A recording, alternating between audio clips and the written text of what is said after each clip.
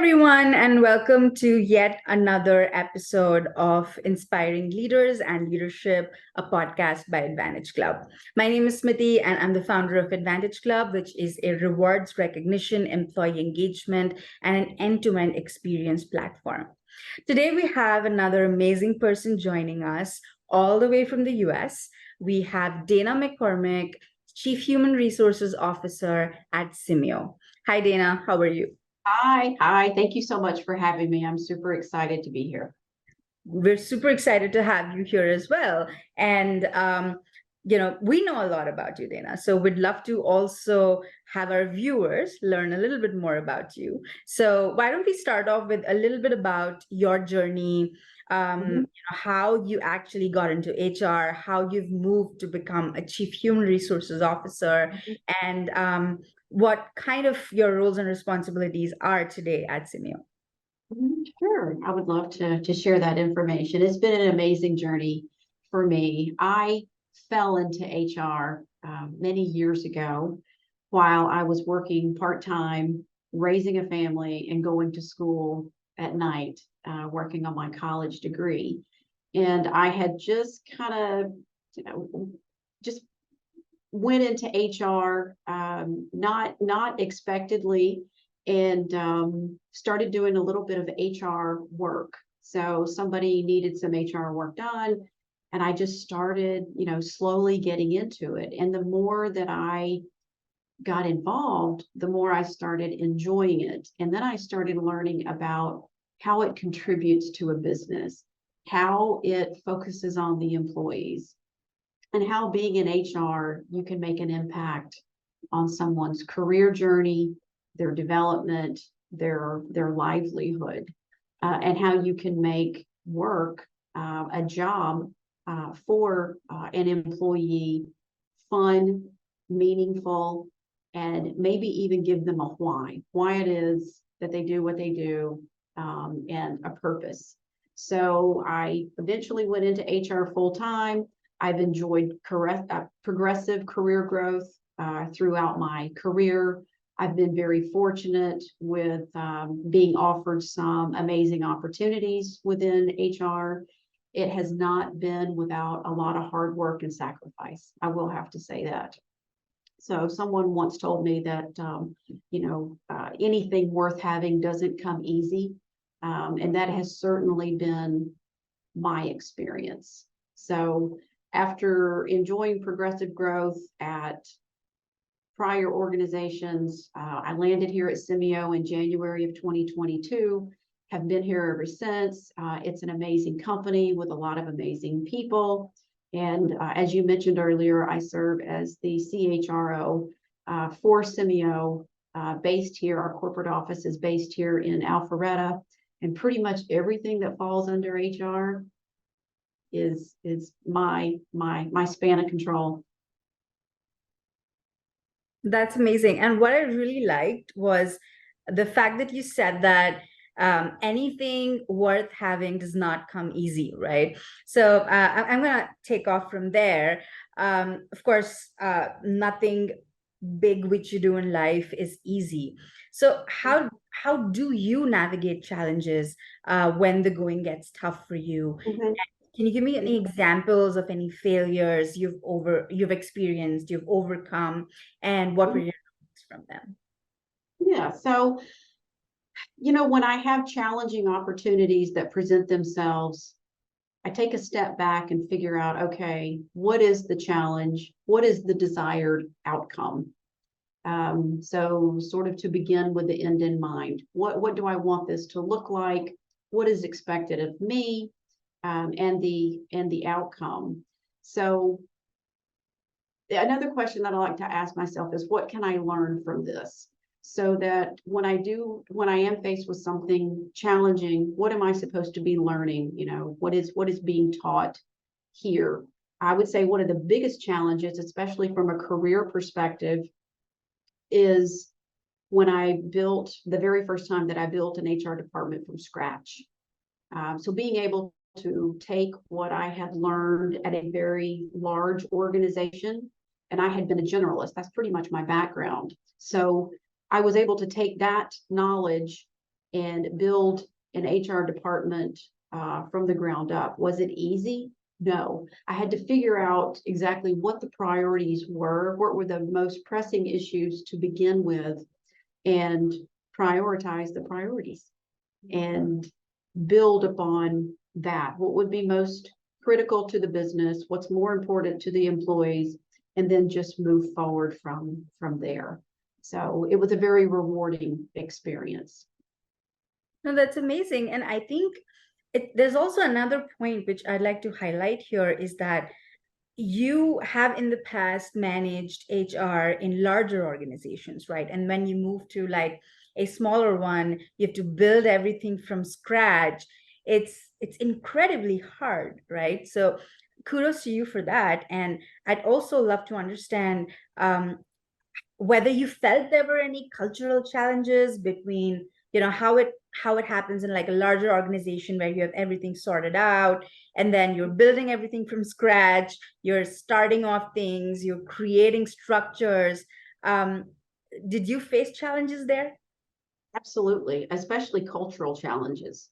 I do have a background in teaching DE&I, so that came in handy. But working with a global organization, which is the one where I had to build an HR department from the ground up, you run into cultural challenges, time zones. That's a big hurdle. So what you can accomplish and when and who is available.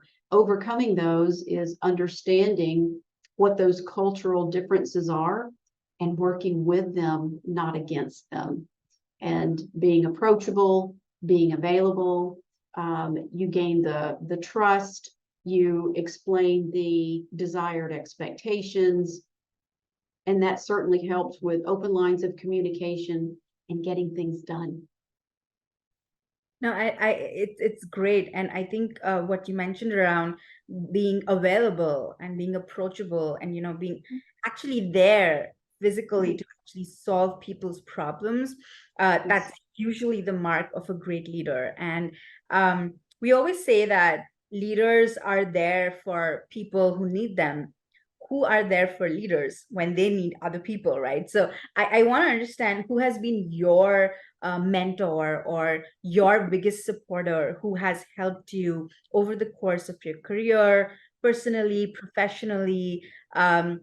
Who is the person you approach when you need help or any sort of advice? Well, my family's always been there. They will always be there. So sometimes I'll bounce ideas off my family, or any type of issue that's going on. Not all the time, because I don't want to talk about work all the time at home. Some years back, I had a mentor. She is a former CHRO for a very large quick serve restaurant based here in Atlanta. And she did not know me. I did not know her. So I approached her with the idea of being my mentor. I had seen her progressive growth, where she was, what she was doing, the good things that she was doing. And she welcomed me in. I would love to do it. How can I help you? And so we spent time once a week on various topics within HR, especially if I was facing some sort of particular issue. And she would coach me on the best way to handle that, whether it was, a quarterly meeting, whether it was rolling out a new program. She was just so well versed in everything, and I trusted her so much. And I was so appreciative and thankful for the time that she gave back to me. And then what I did was I paid that forward. So, as you move up, you pull somebody else up behind you. No, that's absolutely true. And I think that's also kind of a cycle of life, right? So people help you and then you help people, and kind of all of the mentors who have helped shape your career or your life really gives you a lot of insight into doing good for others in the future as well. That's true. And we were thinking along the same lines. So as leaders, one of our roles is to serve, to be that servant leader. So she was serving in that capacity to mentor me, and I see myself too as a servant leader. That's extremely humble and really, really rare for leaders to say, and kind of really understand that their job is to serve people and not the other way around. So that's amazing. That's my thought process. That's amazing. So if we talk about HR in general, and we know that the entire landscape in the world has changed today, right? So we've like moved from the great resignation to the massive firing, and everything's really unstable in terms of employee requirements, in terms of organizations supporting them, all of that. So Yes. since employee needs are constantly changing, what, according to you, are the steps that HR leaders can take to address these constant changing needs? Yes, yes. And let's not forget about the great stay. Yep, true. That's the newest lingo, the great stay. So everything is cyclical. There were times where companies could not hire fast enough, and they beefed up their talent acquisition team. And companies were getting very creative with what they were going to do. Number one, to attract talent, and secondly, to retain talent. So, for me, it would be important for me to determine what those needs are. What are employees looking for?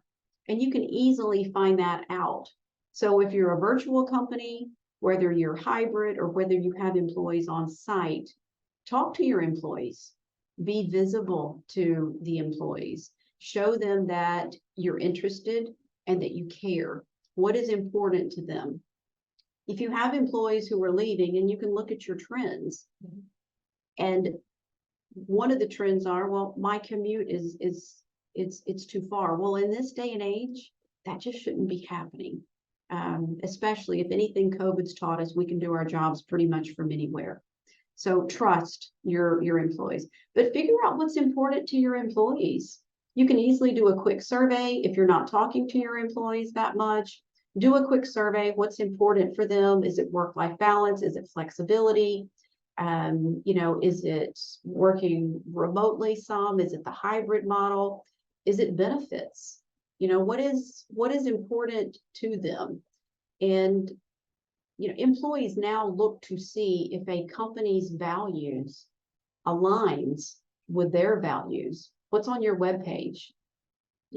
What are your company values? Are you giving back to the community? Are you giving back in any type of ways? Do you have volunteer days? Take a look at your benefit offerings. Do your benefit offerings meet with today's changing needs? And that could be too generational. I mean, if you think about the workforce demographics, they're multiple and they're changing. So how do you cater to all? And it's listening to your employees. No, absolutely agree. And I'd like to also talk a little bit about and expand a little bit on the great stay, right? And typically, when you're looking at an era like the great stay, it has both challenges and it has opportunities, right? The benefit of the great stay, and I think it's music to every HR professional's ears now, that people want to stay in their current roles now. Agree. Yeah, they want stability, unlike what was like a really hard challenge earlier. And retaining all your experienced people, all your skilled people, and it's like a major asset for any organization. However, with the great stay, I think the challenge which comes in is, if people are staying back, it's important to also keep them motivated. It's important to keep them engaged. That's right. And things keep moving. I mean, the great stay is not here to stay forever. It's going to move eventually. So I think it's also important to keep innovating engagement programs and figuring out new ways to drive in a better employee experience. That's right. So according to you, what steps have you taken, or how have you or your organization or anywhere in the past, how have you innovated employee engagement or recognition programs to drive better? Yeah, so involve your employees. Ask employees, how do they want to be recognized? Some employees don't want public recognition. Some employees want money. Some employees want to be recognized in front of every one of their peers. So it can kind of run the gamut on what that looks like. But I'm a huge proponent of involving employees before we roll out any types of programs because you get their buy-in. And then it helps them to kind of take ownership in the program. So from a motivation standpoint, I would ask, what does that look like? I know at one company, because one of our values was innovation. And so we rolled out an innovative program that asked for not the old school employee suggestion program, but we asked them for innovative ideas. And these innovative ideas could be something that is for the company. It could be for employees. It could be anything pertaining to servicing our clients better. There was nothing off the table. So how could we, and it's especially important to, I might add, involve those employees who are actually doing the job. They're going to know better how to explain it than anybody else.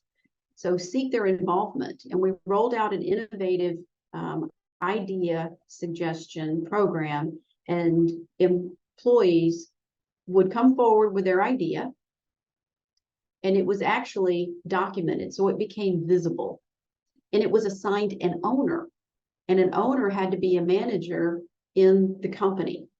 So they took ownership of that so that it wasn't just something that was, the flavor of the day. And then once a week, they had to give an update on the progress. Can it be implemented? Can it not? And what is this desired outcome? So if you want to, for example, one of the innovative ideas is cut down on the number of days that it takes to, fulfill a client's request, whatever it may be. What's the outcome? You want to cut it down from 7 days to 5 days, 2 days, whatever that looks like. So then you had a well-formulated approach as to how you were going to roll this out and then what the outcome is. So we always welcome the ideas of the employees, and that's just one. And there are certainly several other types of recognition program. Here at Simeio, we have an HRIS that acts as a social media type of platform, and employees give kudos to their peers and other employees all the time. So we see it. It's a common occurrence here at the company. People regularly get kudos. That's amazing. And to summarize, I think the three major pointers, which I feel generally apply to every company, are: one, you ask employees what they want. So, you take feedback and you take that feedback seriously. Second, you mentioned what works for one person might not work for another. So hyper-personalization, I think, is key to giving a good experience. And third was primarily around innovation. Just because it has worked once does not mean it'll work again. So keep constantly evolving and innovating ideas, innovating methodologies to engage employees further. So it's That's exactly right. That's exactly right. Amazing. And with that, we're also at the end of the podcast. Just as a closing note, I would love to hear your thoughts on what advice would you give to the HR leaders of tomorrow? Learn, and learn. Observe. You have 2 ears and 1 mouth. What was important for me was I found people at different stages of my career who were doing what I aspired to do.